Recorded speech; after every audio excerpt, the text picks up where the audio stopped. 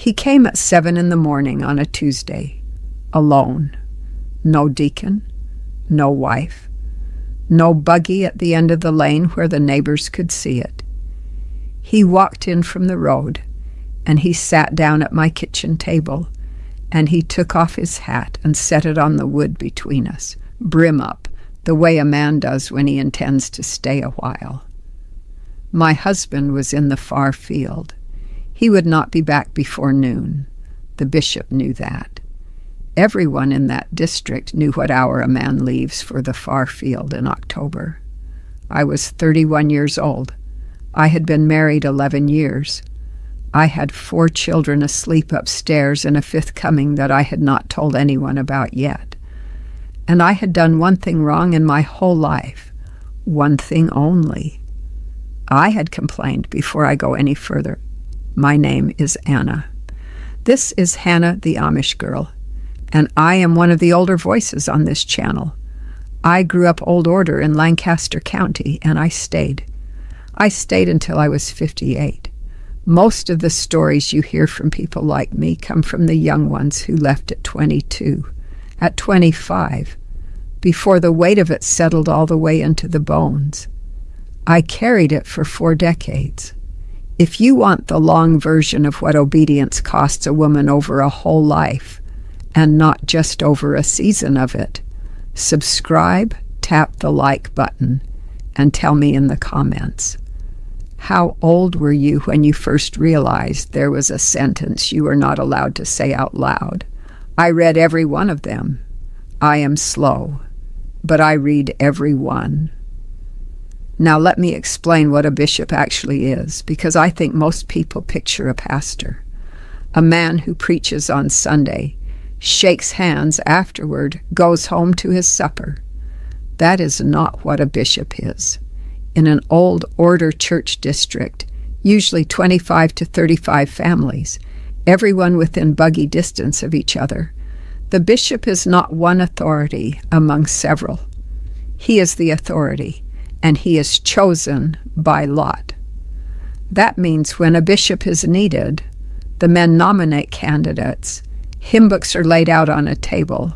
One of those books has a slip of paper tucked inside it, and whichever man picks up that book is bishop for life. There is no training. There is no seminary. There is no interview, no vote, no term, no review, and no removal except by death or by a scandal so enormous the whole community cannot look away from it. And the lot is not understood to be chance. The lot is understood to be God's hand reaching down into that room in front of everyone and choosing. Try to argue with a man like that.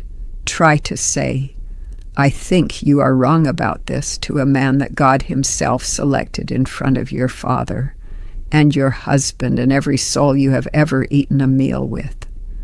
The bishop decides what the ordnung says, the unwritten code that governs everything, the width of a hat brim, the color of a buggy, how a woman pins her dress. He decides who is baptized and who waits another year. He decides whether a marriage may take place at all. He decides what counts as sin and what counts as merely unwise, and those are not the same thing, and only he knows the border between them. He decides who is placed under the ban, and he decides when or whether the ban is lifted. He performs Meidung, the shunning, and he performs the restoration. He holds the key on both sides of the same door. And he does one more thing, and this is the part that nobody outside the community ever hears about. He counsels privately. There is no rule in the ordnung that says a bishop may not sit alone in a kitchen with a woman whose husband is in the field. There is no rule requiring a second man be present. There is no rule that a wife may bring her sister, or her mother, or anyone at all. There is no written record kept of what is said. There is no note in a file, because there is no file, and there is no bishop above the bishop to whom she may appeal. Here is what people outside do not understand. It is not that we had a system with a loophole in it. It is that on this particular question there was no system at all. There was only a man and a woman and a kitchen and the entire weight of God pressing down on one side of that table. I want to tell you what I complained about, because I think right now you are imagining something enormous. It was not enormous. My husband had a temper about money, not about me, about money. He would come in from the barn and put both hands flat on the table and go very quiet. And the children learned to take themselves out of the room without being told. And I learned to stand very still by the stove until it passed. He never struck me. I want to be honest about that because I am not here to make a monster out of a dead man. He was frightened. The dairy prices were bad those years, terrible, and he had no words for fear. None. He had never once been given any.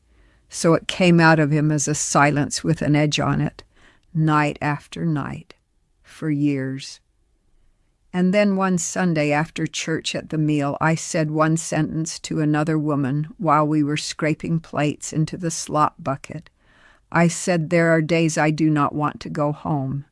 That was it. That was the entire complaint. 10 words at a sink, said quietly, said to a friend. She did not report me out of malice. I want you to understand that, because this is how it actually works. And if you think there was a villain in that kitchen, you will misunderstand the whole story. She was frightened for me. She carried those 10 words home, and she did not know what to do with them. So she gave them to her husband. And her husband did not know what to do with them either. So he gave them to the deacon, because that is what a man does. And the deacon gave them to the bishop, because that is the order of things, and there is nowhere else for anything to go. Not one person in that chain intended me any harm. Every single one of them believed sincerely that they were helping a woman in trouble. That is what makes it a system and not a crime. A crime has a criminal in it. A system does not need one. A system just has a shape, and everybody moves along the shape, and the shape does the harm. 9 days later, he was at my table with his hat brim up. The first visit lasted a little under 2 hours. Let me be precise about what it was and about what it was not. He did not raise his voice, not once, not ever. He was gentle. He was, I believe to this day, genuinely certain that he was performing an act of care. He asked after the children by name, all 4 of them.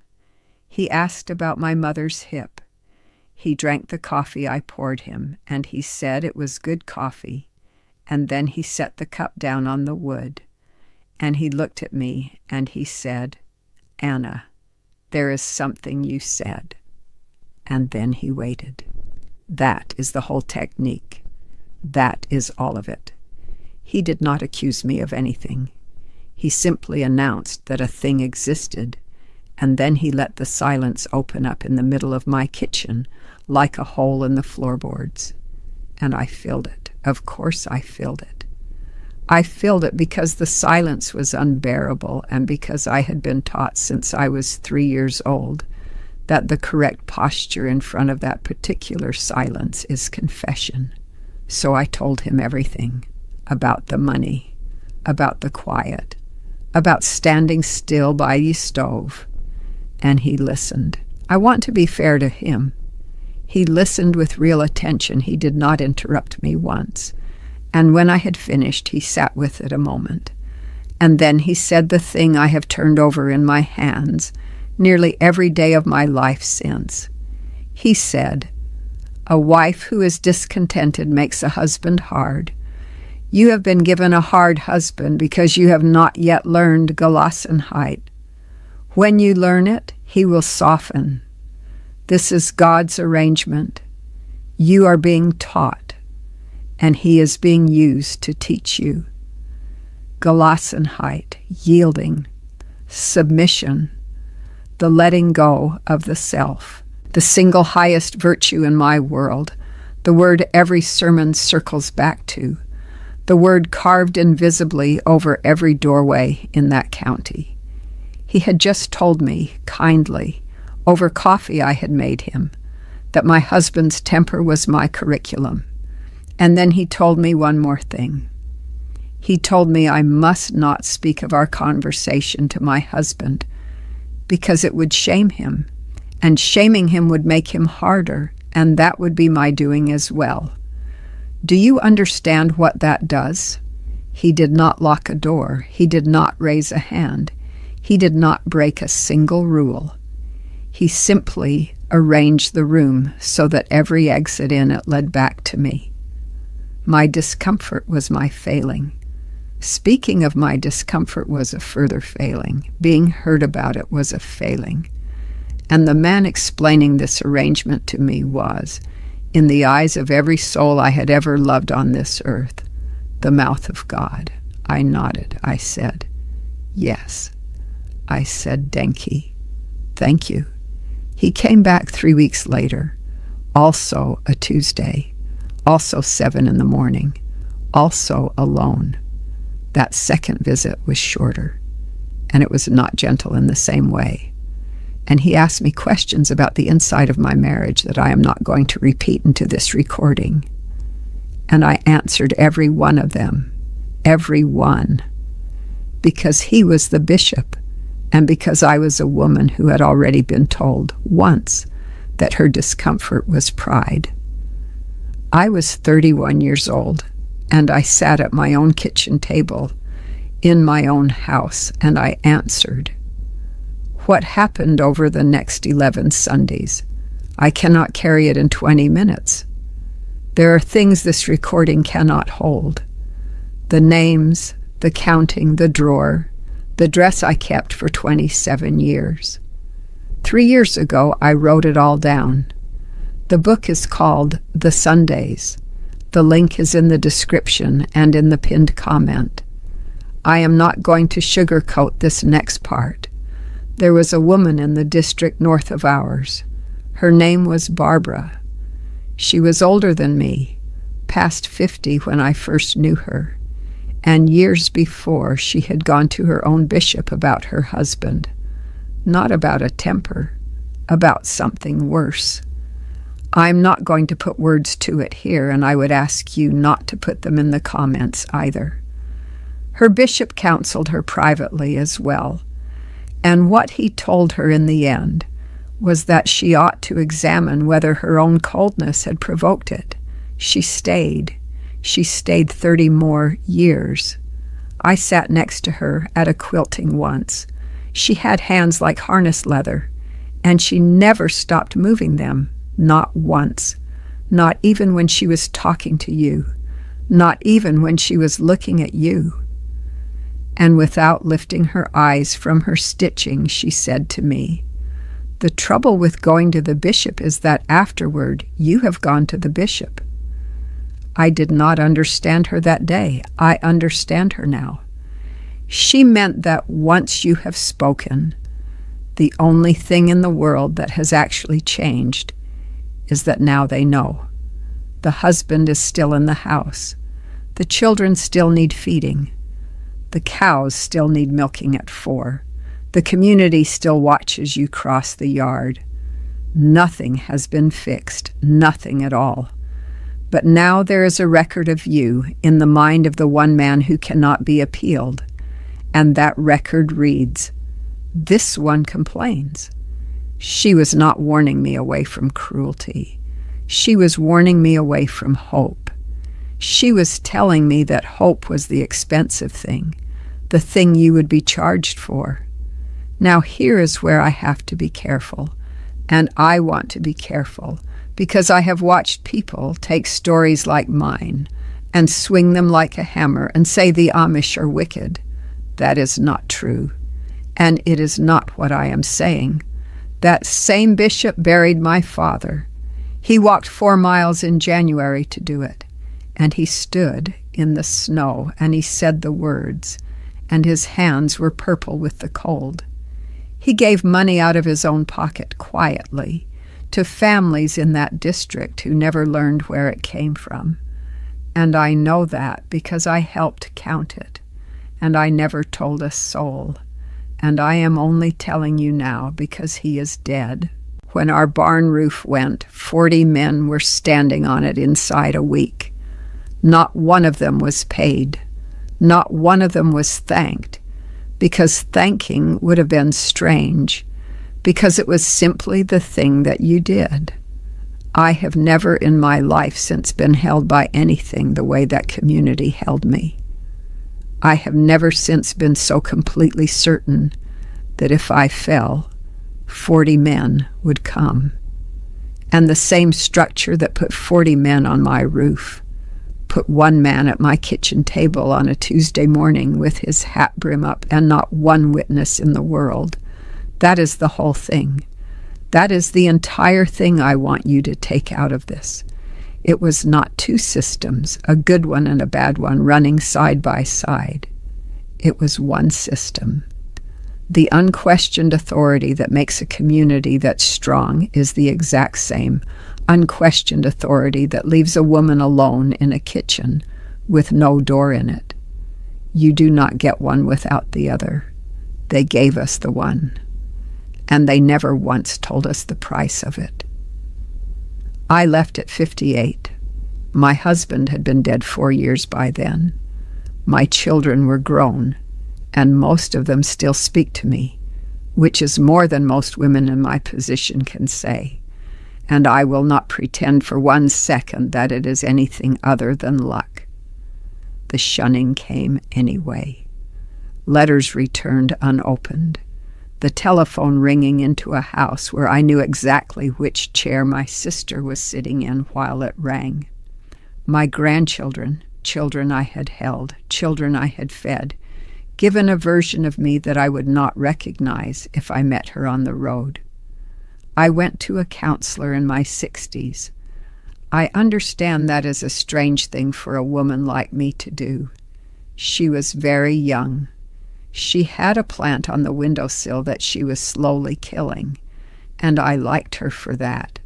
I told her about the kitchen, about the hat on the table, brim up, about the Tuesdays, and she did not say what I had spent 40 years bracing to hear.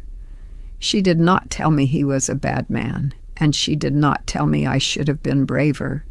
She said, "Anna, who could you have told?" And I sat there, and I went through them out loud, one at a time, and she let me take as long as I needed.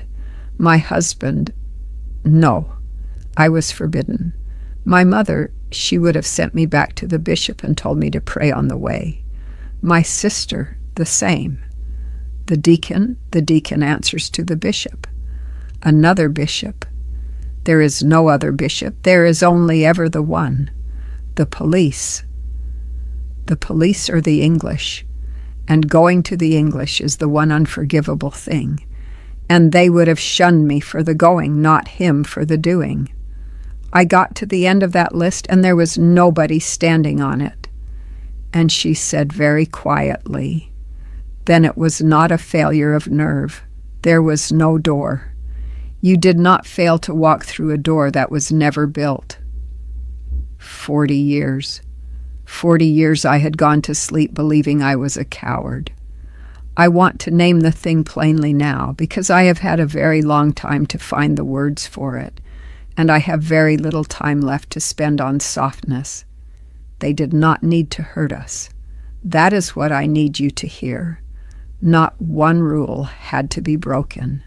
A bishop who never raises his hand, never raises his voice, never crosses a single line of the Ordnung. That man could still walk into your kitchen on a Tuesday morning while your husband was in the far field. And there was nothing in heaven and nothing in Lancaster County that said he might not. The power was never in what he did. The power was in the fact that there was no one above him, and no one beside me, and nowhere on this earth for a complaint to go, except back into the mouth of the woman who had made it. If you grew up in a place where the only person you could report the harm to was the person the harm came from, I see you. If you were told that your suffering was a lesson God was teaching you through the hands of the very person causing it, I see you. If you have spent 30 or 40 years of your one life believing that you were weak, when the truth is that you were standing in a room that had been built without a door, I see you. And you were not weak. You were never weak. I am 63 years old, and I am telling you that as plainly as I know how to say anything. I was not too proud to endure. I endured for 4 decades. I was simply never given a single thing to endure it with. If something in this stayed with you, tell me in the comments. Tell me the sentence you were not allowed to say. The Sundays, what 20 minutes cannot hold. Link in the description and the pinned comment. The morning is yours, if you decide it is.